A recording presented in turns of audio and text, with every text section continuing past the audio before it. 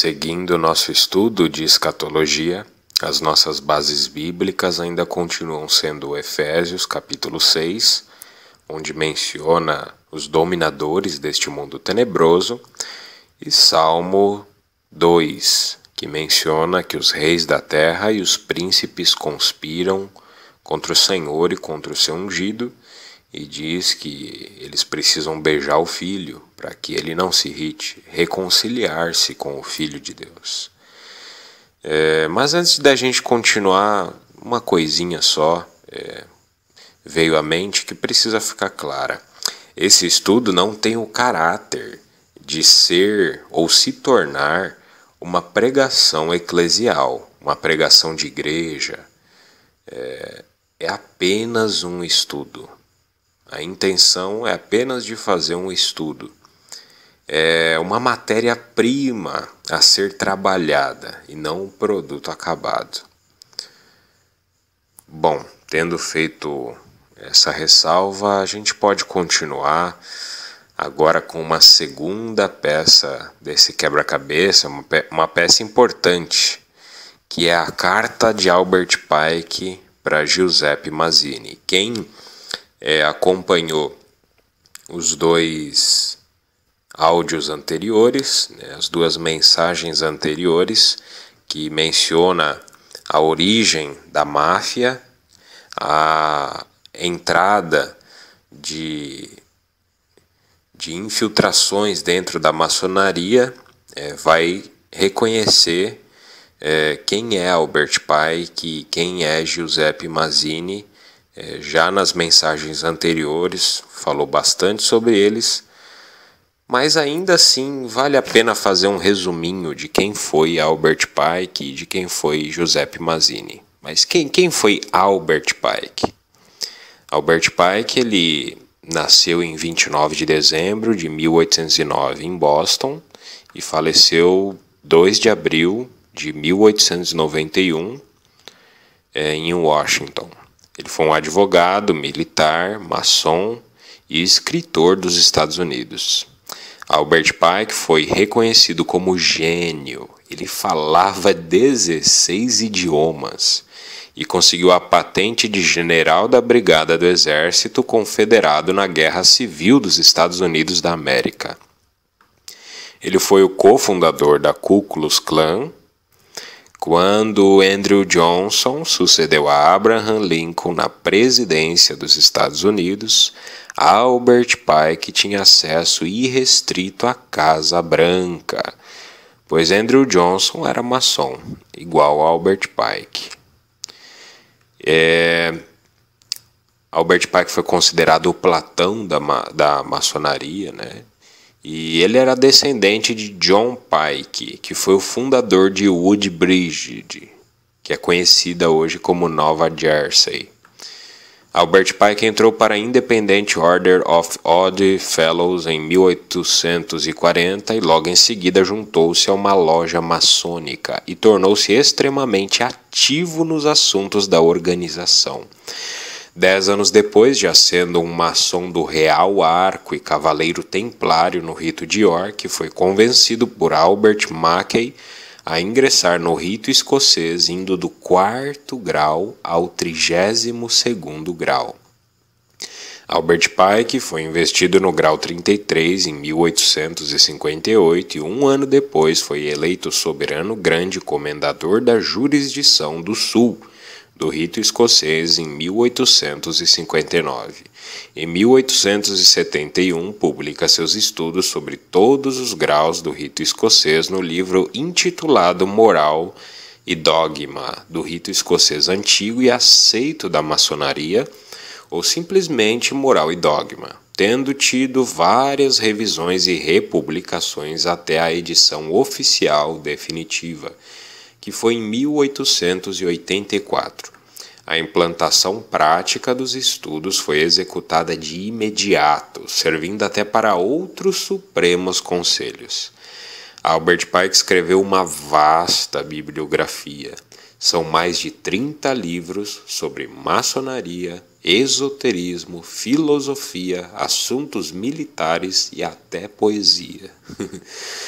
Albert Pike ainda é considerado nos Estados Unidos como um eminente e influente franco-maçom, principalmente na jurisdição do Sul, do rito escocês. No Brasil, ele exerce sua influência de modo mais implícito, pela sua participação na construção do rito escocês, o rito mais difundido na maçonaria brasileira. É reconhecido como o maior maçom de todos os tempos. Agora também vamos resumir quem foi Giuseppe Mazzini. Giuseppe Mazzini nasceu em 22 de junho de 1805 e faleceu em 10 de março de 1872. Foi um filósofo, um político e maçom italiano. Pertenceu ainda à sociedade secreta e revolucionária Carbonari. É considerado, isso é importante, essa informação, Giuseppe Mazzini é considerado o sucessor de Adam Weishaupt, o fundador do grupo dos Illuminati. Também foi o fundador da máfia, a qual leva o seu nome. Mazzini autoriza roubos, incêndios e envenenamentos. Esse é o significado da sigla máfia. Claro que em italiano, né? Bom, seguindo as informações da carta a seguir, todas essas informações foram obtidas em um livro escrito por um ex-luciferiano iluminista chamado Doc Marques. O nome do livro é Secrets of the Illuminati e revela muitos detalhes ocultos que antigamente só eram conhecidos dos iluministas. Nele contém-se essa carta.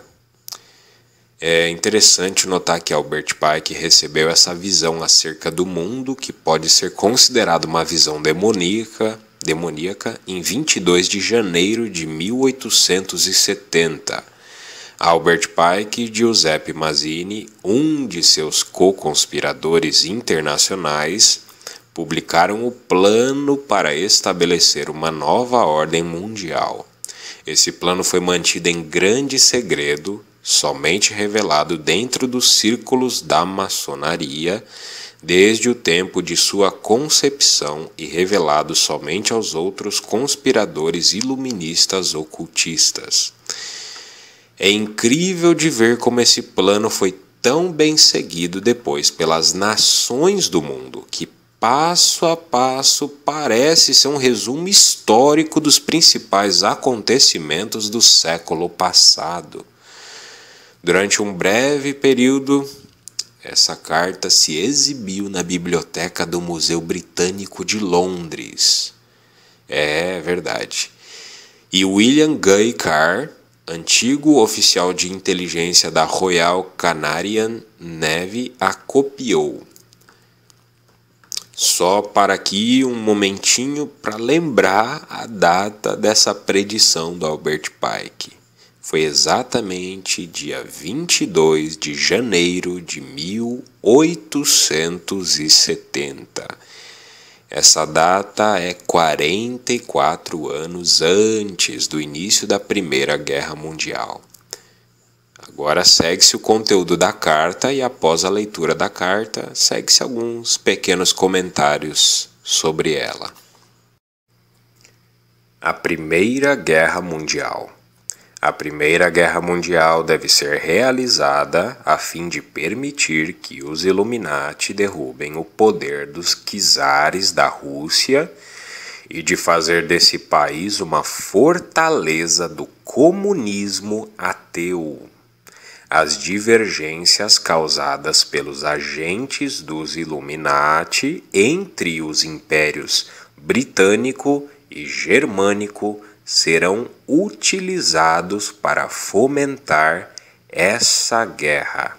No final da guerra, o comunismo será construído e usado para destruir os outros governos e para enfraquecer as religiões. A Segunda Guerra Mundial. A Segunda Guerra Mundial deve ser fomentada por meio de aproveitar as diferenças entre os fascistas e os sionistas políticos. Essa guerra deve ser realizada de modo a que o nazismo seja destruído e que o sionismo político seja forte o suficiente para instituir um Estado soberano de Israel na Palestina.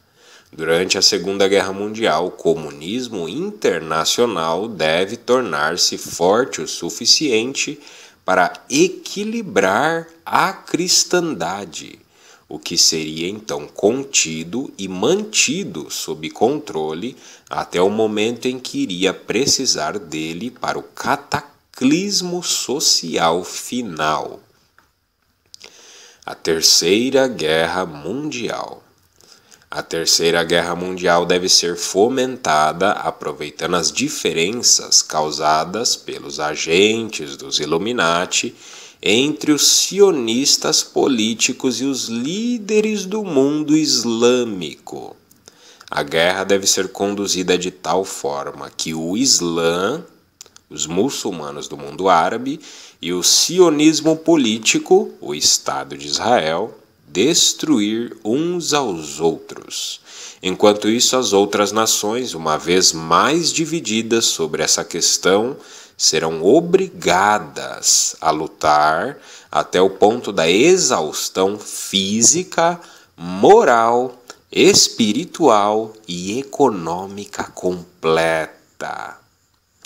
Aí a carta continua dizendo: vamos libertar os nihilistas e os ateístas e provocaremos um formidável cataclismo social que em todo seu horror mostrará claramente para as nações o efeito do ateísmo absoluto, origem da selvageria e da mais sangrenta agitação.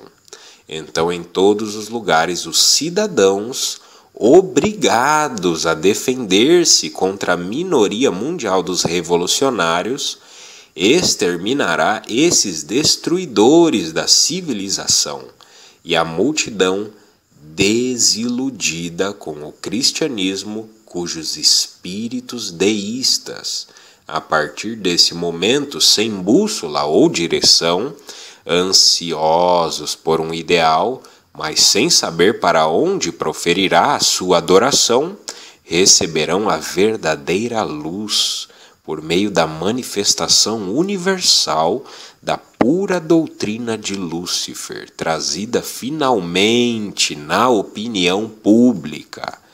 Esta manifestação será resultado do movimento reacionário geral, que seguirá a destruição do cristianismo e do ateísmo, ambos conquistados e exterminados ao mesmo tempo. Fim da carta. Segue-se agora alguns comentários que podemos fazer sobre essa carta. A primeira inferência sobre a Primeira Guerra Mundial é que ela foi planejada para permitir que o governo czarista na Rússia fosse totalmente derrubado. O governo czarista se considerava o Terceiro Império Romano. A própria palavra czar significa César em russo. A vastidão geográfica e estratégica que esse império apresentava era grande demais para ser ignorada e ser deixada de lado. O próprio Napoleão Bonaparte, com um grande exército de quase 500 mil de homens, foi até a Rússia para batalhar contra esse império, mas perdeu 380 mil homens e 100 mil foram feitos prisioneiros. Por isso, de alguma forma, esse império era um entrave, deveria entrar para dentro do controle dos governadores do mundo. É impossível para aqueles que desejam um governo uniforme permitir a autonomia de governos. Por isso, utilizaram seus agentes para destruir tantas quantas monarquias independentes quanto possíveis. Os czares e seu império foram um destes casos. E exatamente como diz a carta, com a Primeira Guerra Mundial, os czares saíram do poder. Os bolcheviques que se estabeleceram no poder eram agentes dos Illuminatis treinados na Alemanha, na Inglaterra, na Suíça, para esse momento.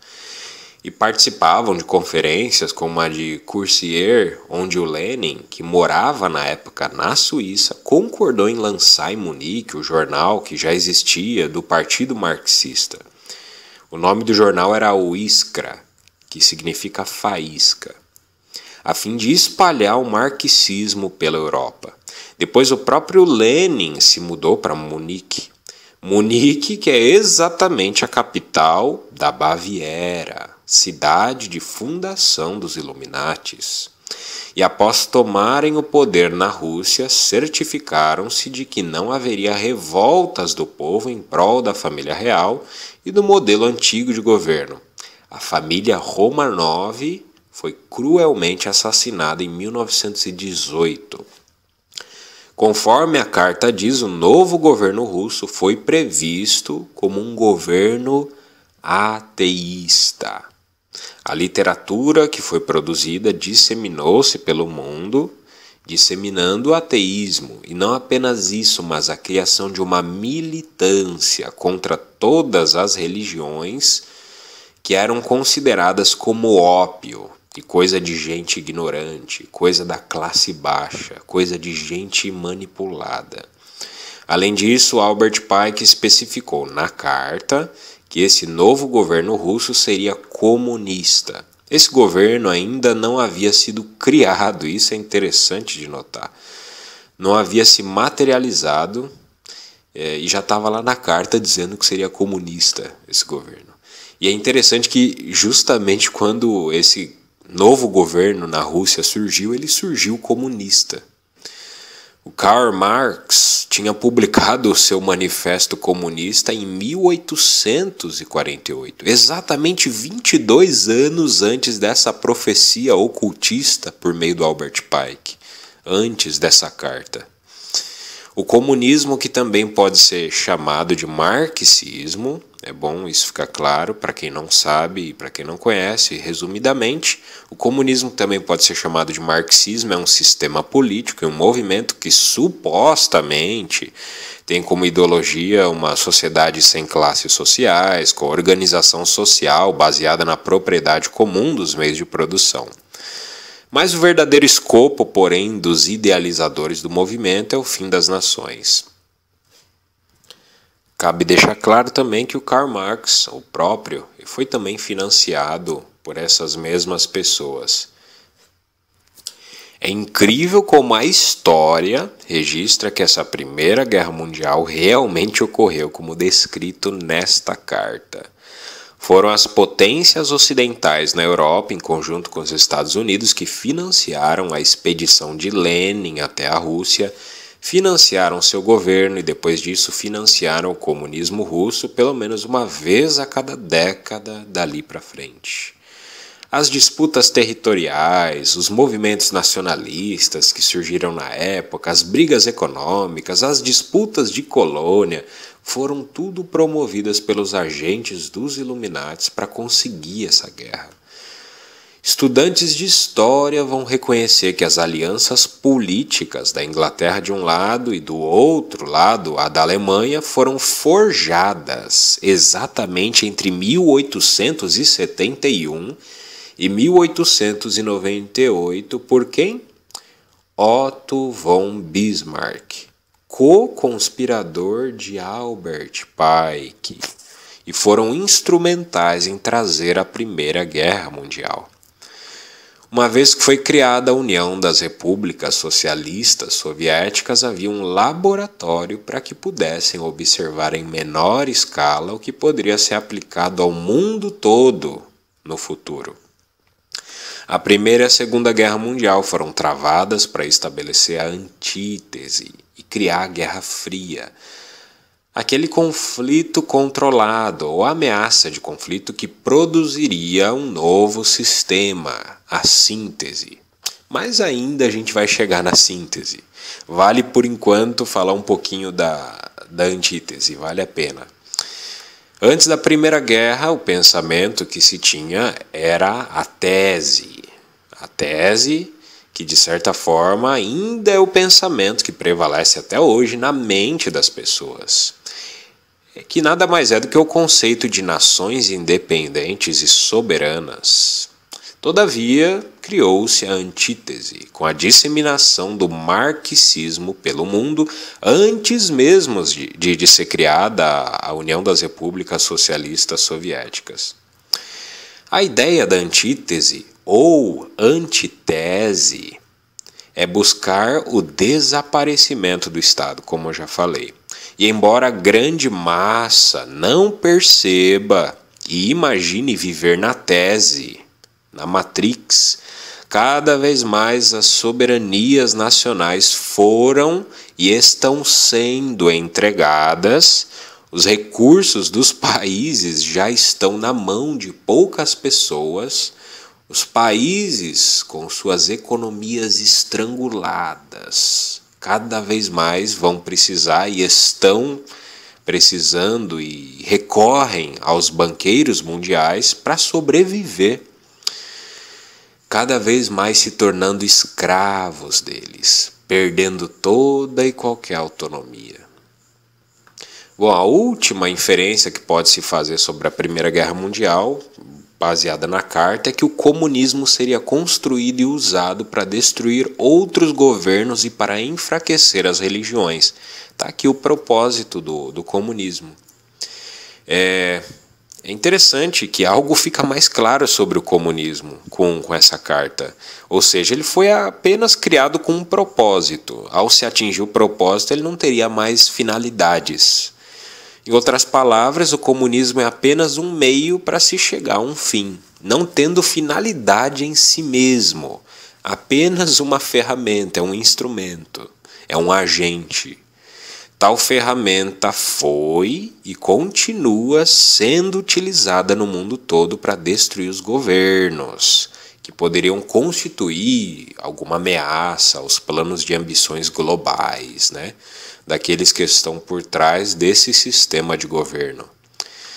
E essa destruição não seria necessariamente militar, mas ela poderia ser intelectual, através do marxismo cultural e das políticas relacionadas. Exemplos de países destruídos por esse instrumento não faltam. Basta que eles fiquem um pouquinho de tempo no poder de uma nação e tais países não conseguem jamais se reestruturar e atingir o brilho anterior. Exemplos não faltam. A primeira inferência sobre a Segunda Guerra Mundial é de aproveitar as diferenças do fascismo e do sionismo para promover essa guerra. O fascismo,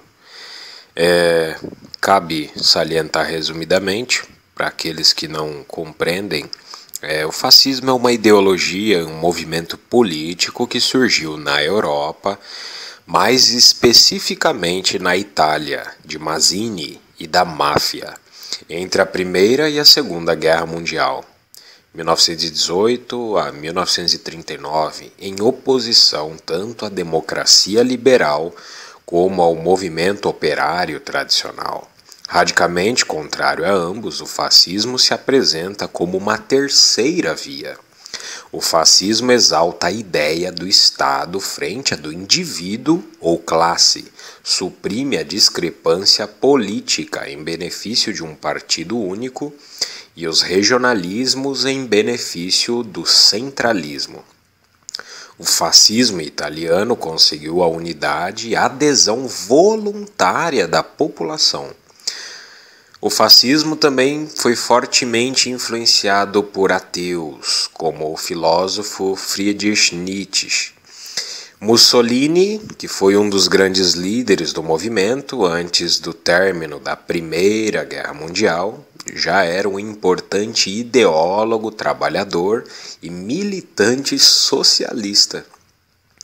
Ao que parece, esses agentes modificadores do mundo vêm de um lugar comum, como que já determinados e preparados para suas respectivas tarefas em momentos chaves da história de países chaves, né?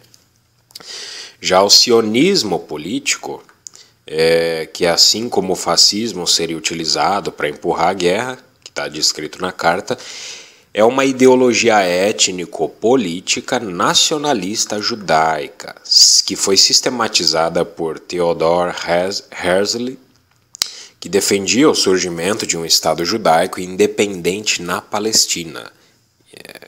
Moses Hess iniciou o que é considerado como a base filosófica do sionismo com o livro de Roma e Jerusalém, que foi publicado em 1862.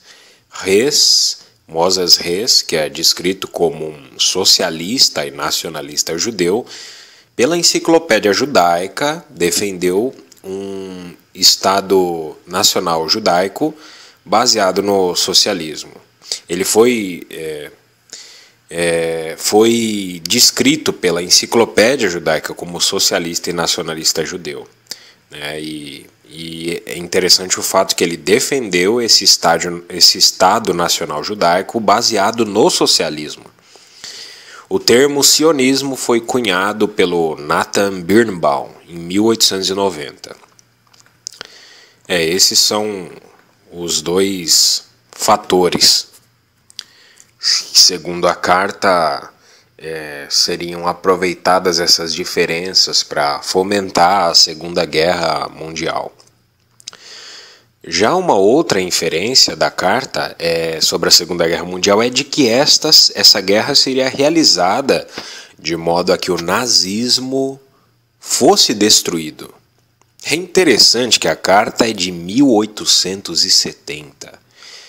E o nazismo começou a governar na Alemanha em 1933. E foi até 1945 o período que o nazismo governou na Alemanha. É demais de que a carta não previa só a destruição do nazismo, mas também o seu surgimento no mundo.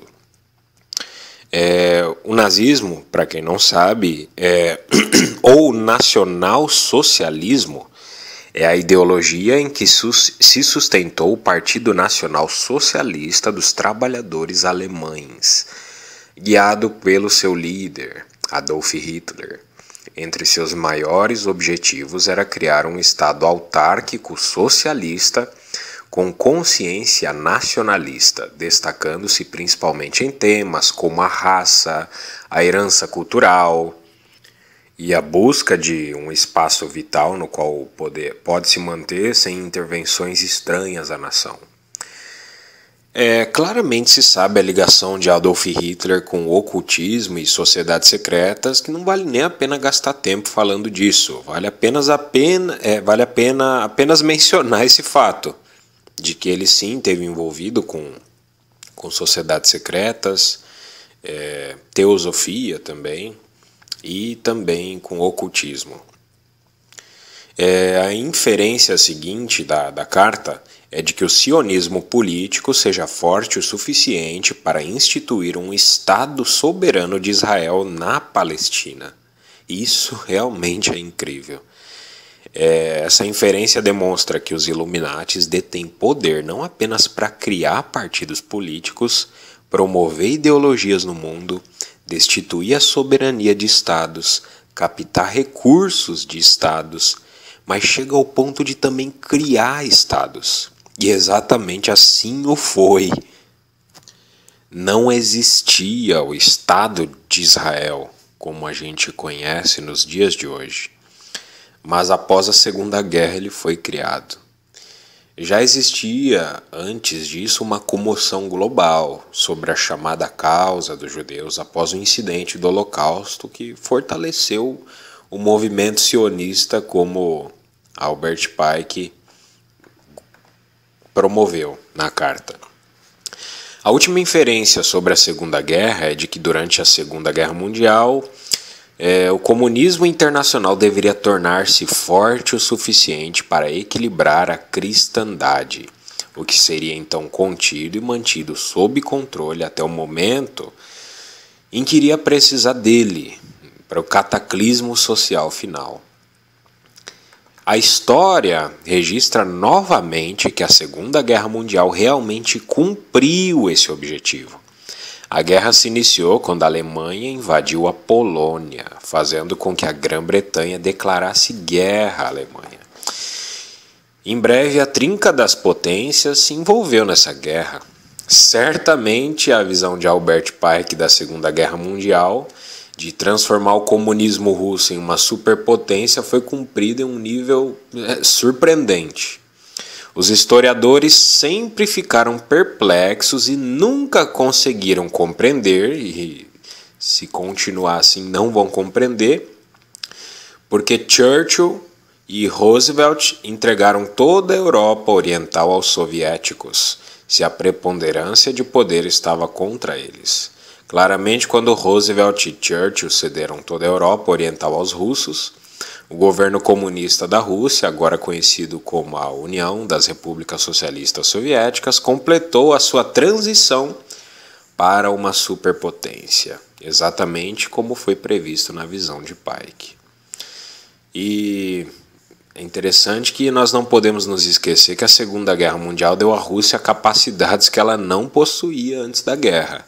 Não somente foram criadas as forças militares russas, em um nível aterrorizador, mas também construíram fábricas inteiras ao leste de Moscou, que deram à Rússia uma grande base industrial. Embora a Rússia tenha pago muito alto em vidas humanas durante a guerra, e isso foi um fato, emergiu do conflito como uma superpotência, olha só. Graças a Roosevelt, a Rússia agora tinha um reino para acompanhar sua nova base militar e industrial. Agora você sabe que o maçom Franklin Delano Roosevelt, maçom, sim, maçom, deu esse território à Rússia simplesmente e somente porque estava sendo fiel à visão de Pike em 1870. Você nunca lerá essa verdadeira história em nenhum livro disponível fora do círculo dos iluminados. É por isso que eu disse que os historiadores não conseguiriam achar essa verdade, sim perplexos com diversas questões na história. Porque muitas coisas da história, a história que hoje nós temos está fragmentada. E muitos elos perdidos da verdadeira história estão nesses livros que estão disponíveis apenas naqueles círculos íntimos. E o que a gente tem disponível, como essa carta que eu estou lendo, são informações que vazaram por meio de pessoas que saíram desse meio e tornaram públicas algumas coisas. Com certeza há muitas e muitas coisas que não vieram à tona, que estão lá dentro. Muitas informações históricas, relevantes. Bom, continuando aqui, em 1945, na Conferência de Potsdam entre Truman, Churchill e Stalin, uma grande parte da Europa foi simplesmente entregue para a Rússia. E do outro lado do mundo, o rescaldo da guerra com o Japão ajudou a varrer a maré do comunismo para a China.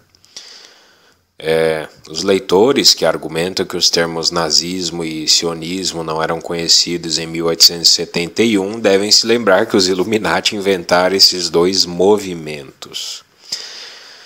Além disso, o comunismo como uma ideologia e como uma frase cunhada se origina na França durante a Revolução. Em 1785, Restif cunhou a frase 4 anos antes da Revolução eclodir. Restif e Babeuf, por sua vez, foram influenciados por Rousseau. Presta atenção agora, que foi como o conspirador mais famoso de todos eles, Adam Weishaupt. A inferência de que o comunismo fortalecido equilibraria a cristandade é assustadora. E tudo aquilo que englobou o cenário da Segunda Guerra Mundial, realmente hoje o resultado disso é nítido, é notório.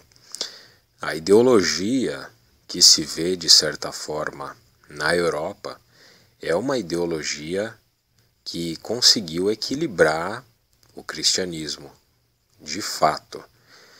Você pega os horrores da guerra que aconteceram, o Holocausto judaico, as crueldades que foram perpetradas, as muitas maldades que eram constantemente divulgadas e promovidas, assustaram em muita população.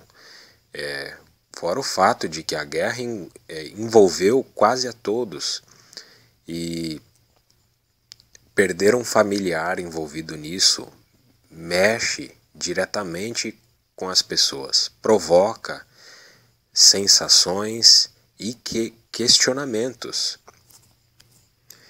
Vale lembrar, como eu já disse, que um dos fatores que seriam utilizados para promover a guerra, como está na carta, seria o fascismo.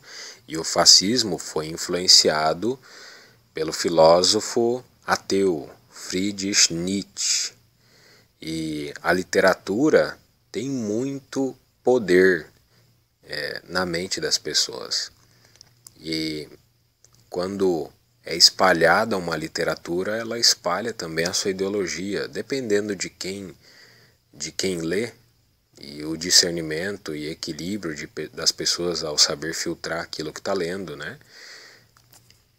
E confrontar aquilo que está sendo dito com a realidade e também com outras leituras, olhando os prós e contras, olhando os dois lados e etc. Mas fato é que influenciou e influenciou muito. Já havia a literatura marxista, né, do comunismo ateísta, que estava se espalhando cada vez mais. Aí você pega Nietzsche e muitos outros também, que eu poderia ficar citando aqui, e junta todo esse cenário de guerra, tudo isso que aconteceu, realmente todos esses fatores são fortes o suficiente para gerar essas questões na mente das pessoas. Questões como, por exemplo, será que Deus existe de fato? Será que eu não estive enganado sobre a existência de Deus? E realmente muitos que eram cristãos reavaliaram as suas posições, se realmente criam, né, naquilo que eles criam, diziam crer. E as seguintes gerações que conviveram com isso, muitos que perderam pai, mães e famílias, foram de certa forma influenciados por tudo isso que aconteceu. Perguntas como, por exemplo, se Deus existe, por que Ele permite a guerra? Por que Ele permite essas crueldades? Porque Ele permitiu o holocausto dos judeus, se os judeus, segundo o Antigo Testamento, é o povo de Deus, o povo escolhido, a menina dos olhos. Por que Deus permite o mal? Por que Deus permite tragédias? Por que Ele não intervém? E se Ele não interveio em nada daquilo que aconteceu, deve ser porque Ele não existe. São esses milhares de questionamentos que podem ser feitos. Tem muito mais questionamentos que podem ser realizados. E foram realizados. Esses são apenas alguns exemplos. Vale a pena destacar aqui o trabalho durante essa Segunda Guerra de C.S. Lewis. Ele ministrava conferências rápidas a pessoas durante esse período da Segunda Guerra, e tudo isso está reunido no livro Cristianismo Puro e Simples. Vale a pena ler. Nesse livro ele trata de todos esses questionamentos também.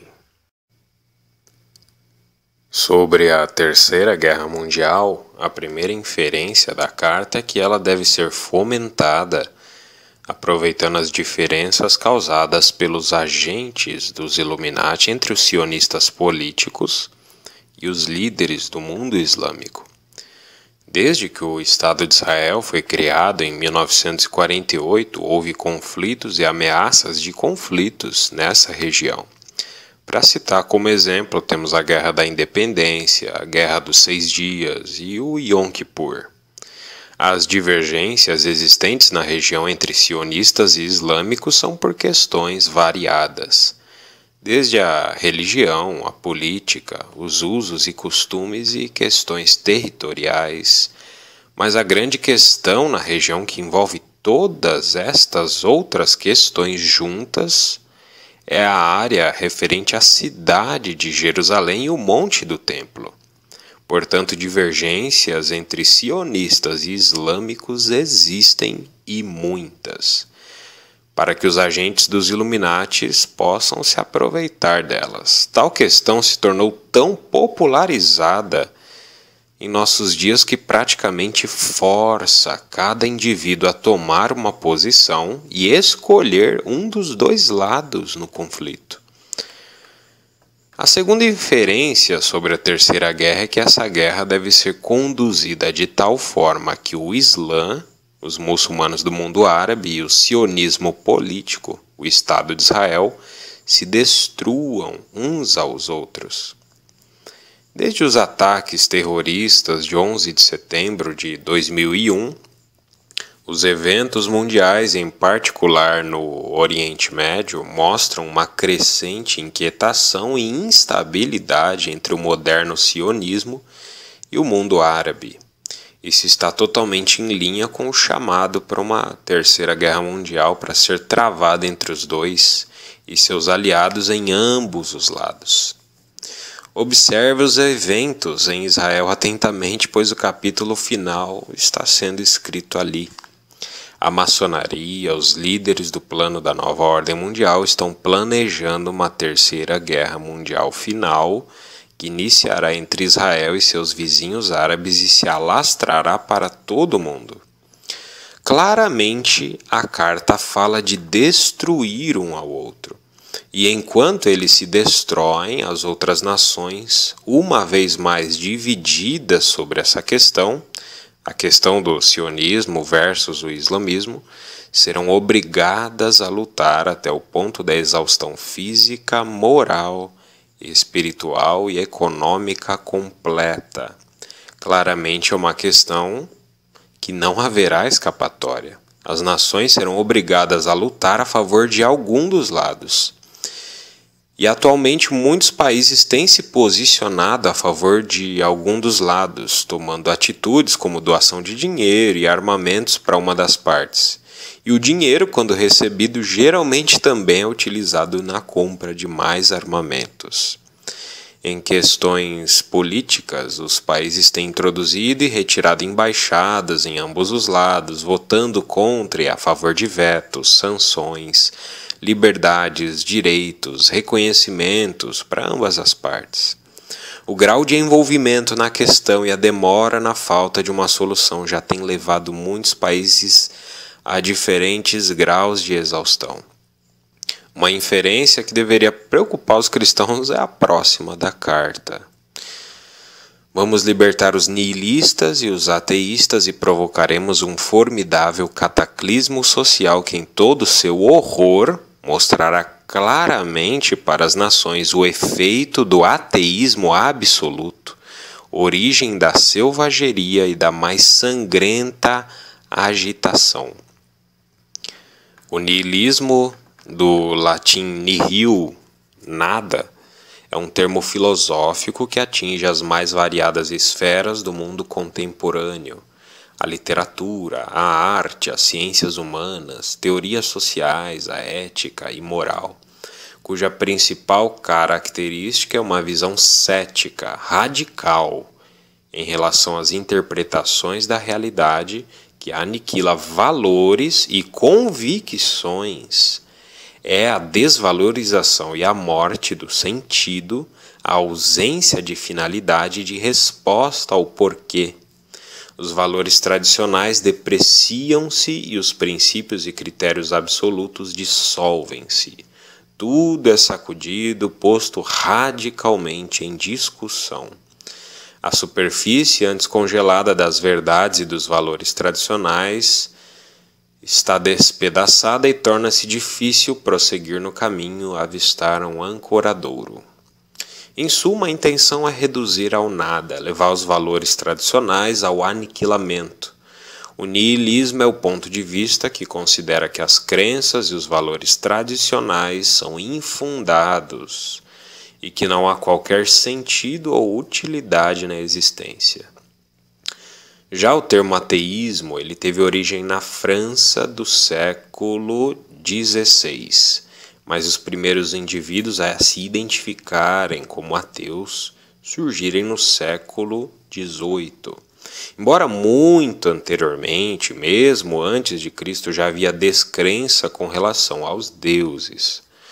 Os ateus tendem a ser céticos em relação a afirmações sobrenaturais, citando a falta de evidências empíricas que provem sua existência.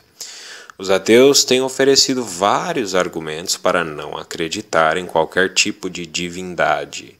O complexo ideológico ateísta inclui o problema do mal, o argumento das revelações inconsistentes e o argumento da descrença. Outros argumentos do ateísmo são filosóficos, sociais e históricos. O Albert Pike descreve que haverá um cataclismo social horroroso, que será fruto desta destruição e redução dos valores tradicionais ao nada, e que tal ateísmo absoluto é a origem da selvageria. Ou seja, a falta de crença em divindades gera incivilidade. A palavra selvageria significa ferocidade, crueldade, estupidez, grosseria, indelicadeza e até brutalidade. É relatado que eles vão promover sangrentas agitações em todos os lugares, como diz a carta. Os cidadãos serão obrigados a defender-se contra a minoria mundial dos revolucionários. Se os cidadãos serão obrigados a defender-se, isso significa que não haverá quem os proteja diante das ameaças, provocações e ataques. As pessoas serão abandonadas à sua própria sorte e não haverá intervenção que os ajude. Diante da selvageria empregada contra os cidadãos, muitos cidadãos, diante dessa inédita situação, sem o apoio do Estado nem nenhuma entidade, poderão responder também com a selvageria, com a mesma selvageria, contra os revolucionários. Todavia, como são a maioria, os cidadãos e não os revolucionários, a própria carta diz que os revolucionários serão a minoria, os cidadãos comuns exterminarão os revolucionários, segundo a carta, e ainda a carta classifica os revolucionários como destruidores da civilização. A próxima inferência diz que a multidão ficará desiludida com o cristianismo. Isso é previsível após tantos ataques externos e internos, de dentro da própria igreja. É impossível isso não gerar uma exaustão espiritual. A carta diz que os espíritos deístas, a partir desse momento, ficarão sem bússola ou direção. Isso significa uma perda total de referências. Também é dito que a multidão ficará ansiosa por um ideal. Isso significa que, além da perda das referências, haverá a ausência de ideais. O vácuo se instalará. Esse vazio trará agonias em um mundo envolto em caos, e por isso, sem saber para onde proferirá sua adoração, vão ser convencidos a adorar a Lúcifer. Aqui está o cerne da questão. Tudo envolve a adoração. Aqui está o desejo oculto do coração do diabo. Ele, como criatura, desejou em seu íntimo ser como criador em sua deidade, receber adoração. Por meio das linhas desta carta, vemos que Lúcifer, para receber a adoração da humanidade, teve de enganar e enganar, mentir e mentir, matar e matar, fazer a humanidade chegar em um estado de espírito vazio e de esgotamento para atingir o seu objetivo, o que é uma grande covardia. Ao invés de promover seu objetivo abertamente diante de um homem com arbítrio e deixar o próprio homem escolher por si, sem influências de qualquer espécie, a questão de quem é digno de ser adorado, ele usou de engano. E isso não apenas com os que vivem alheios à realidade do mundo espiritual e de sua existência, mas com os próprios seguidores conscientes dele e de seus planos. O próprio autor da carta, o Albert Pike, e seu destinatário são exemplos disso. A carta, por fim, finaliza dizendo que a humanidade receberá a verdadeira luz, segundo Albert Pike, por meio da manifestação universal da pura doutrina de Lúcifer, trazida finalmente na opinião pública. Esse finalmente diz muitas coisas. A primeira delas é que sempre houve este desejo de manifestação dessa doutrina. A segunda coisa é que este será o momento certo e preparado para esta manifestação, não podendo ser manifestada antes. Que o momento adequado seria este, aonde não mais haverá restrições ou oposições. Terceiro, esta manifestação, enquanto não é trazida na opinião pública, já o é no privado. Quarto, esta doutrina teve de se ocultar, se esconder e também ser disseminada de maneira oculta. Outra questão levantada sobre esta inferência é a pureza da doutrina. Isso significa que as supostas doutrinas de Lúcifer que não são puras, mas contaminadas ou misturadas, e também que se Pike menciona é porque ele mesmo a conheceu, essa pura doutrina, e que também ele teve contato com as doutrinas impuras. Eis as últimas palavras da carta. Esta manifestação será resultado do movimento reacionário geral que seguirá a destruição do cristianismo e do ateísmo, ambos conquistados e exterminados ao mesmo tempo. O plano é destruir juntos o ateísmo e o cristianismo. Ainda é mencionado um movimento reacionário geral que virá, provavelmente em prol dessa doutrina luciferiana, a apoiando e a promovendo. Também diz que esse movimento seguirá uma destruição dupla, a do cristianismo e a do ateísmo ao mesmo tempo, como já foi dito. Então a ordem das coisas nesta altura seria a destruição do cristianismo e do ateísmo, e após isso, este movimento em prol do luciferianismo, não restando sequer outra opção de escolha. O que é muito especulado e é de que literalmente do meio da fumaça e da destruição dessa Terceira Guerra Mundial, o anticristo surgiria em cena. Surgiria caminhando triunfantemente para colocar um fim na guerra e finalmente anunciar as palavras paz e segurança. No entanto, como diz 1 Tessalonicenses 5, de 1 a 4, quando as pessoas estiverem dizendo isso, haverá uma repentina destruição.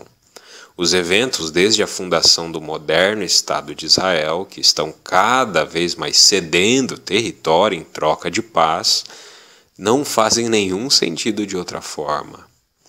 Os líderes de Israel, alguns dos quais são generais de exército, têm oferecido seu suporte a esse plano. Militarmente, o plano é um desastre. porque cede aos árabes um estado permanente dentro de Israel. A comunidade judaica ortodoxa é majoritariamente da opinião que esse plano de paz, na verdade, é uma receita para a guerra e não para a paz. Eles estão certos. É esse o plano. Ainda sobre a questão do surgimento do anticristo, o rabino Caim Kanievsky é uma das maiores autoridades na sociedade judaica, Hared, que são ultra-ortodoxos. As mensagens dele mais recentes têm sido claras e inequívocas. Ele conclama a todos os judeus para voltar para Israel o mais rapidamente possível. Ele acredita que essa é uma ação espiritual que marca a vinda do Messias judeu. Seguindo uma antiga tradição oral rabínica, o Talmud, ele acredita que um grande evento ocorrerá após o final do ano do jubileu. Segundo o serviço de notícias ortodoxo Kuker, que é publicado só em hebraico, Kanievsky esteve recentemente conversando com um judeu fiel que chorava pela morte do seu filho. Durante a visita de condolências, ele afirmou: "O resgate está mais perto do que nunca. Não fique triste. O Messias já está aqui. Ele irá revelar-se muito em breve." O rabino, que é considerado um dos maiores eruditos vivos da Torá, já havia dito que o Messias viria em breve. A Megilá 17b do Talmud afirma que o Messias viria no ano após o ciclo de 7 anos da Shemitah terminar, exatamente depois de um período de guerra. A palavra Shemitah significa remissão, liberação, descanso. No ano da Shemitah, todo o trabalho sobre a terra deveria estar em descanso. Não se podia arar, plantar, podar, colher, produzir, para que os pobres achem o que comer na terra. As bases bíblicas do Antigo Testamento que se referem a esse ano em questão estão em Êxodo, capítulo 23, versículos do 10 ao 11, Levítico, capítulo 25, versículos 2 a 5. Embora o conteúdo total dessa carta seja realmente chocante e assustador, principalmente devido ao fato de as predições referentes à Primeira e à Segunda Guerra Mundiais terem ocorrido da maneira descrita pela carta, e o cenário de uma possível Terceira Guerra está se emoldurando da mesma forma descrita, todavia, lembremos que Deus controla os eventos mundiais. Satanás e suas hordas de demônios e agentes humanos não podem fazer nada que não seja permitido por Deus. O intuito ao trazer à tona este documento histórico e comentá-lo é de mostrar que os eventos mundiais não ocorrem aleatoriamente, mas que são uma espécie de agenda que é seguida de maneira fanática no pior sentido religioso. Outro intuito foi explicitar os agentes e as ideologias que têm sido utilizados para modificar o mundo e poder entendê-los a partir de outra perspectiva que não nos é ensinada, apenas como meios para um fim e não com fins em si mesmos.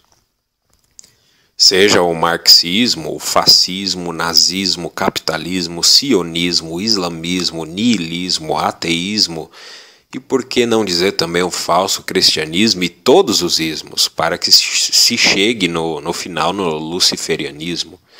As duas primeiras guerras já fazem parte da história. Os comentários sobre a Terceira Guerra são os mais óbvios possíveis com base naquilo que se pode extrair do texto. Não tem caráter ou a intenção de representar uma previsão ou profecia particular. Mas agora fica mais fácil de perceber e entender por que determinado político ou presidente de algum país ou organização internacional toma determinada medida ou executa alguma ação. É sempre visando a um objetivo maior que os norteia, como por exemplo essa carta.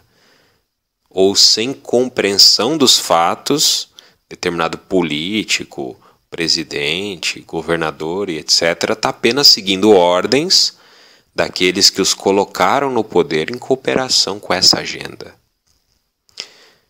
Na próxima peça do quebra-cabeça, um dos assuntos que a história irá expor em prol do estudo escatológico é sobre os meios de comunicação e alguns planos de dimensões menores em comparação ao que foi apresentado nessa carta para os seres humanos.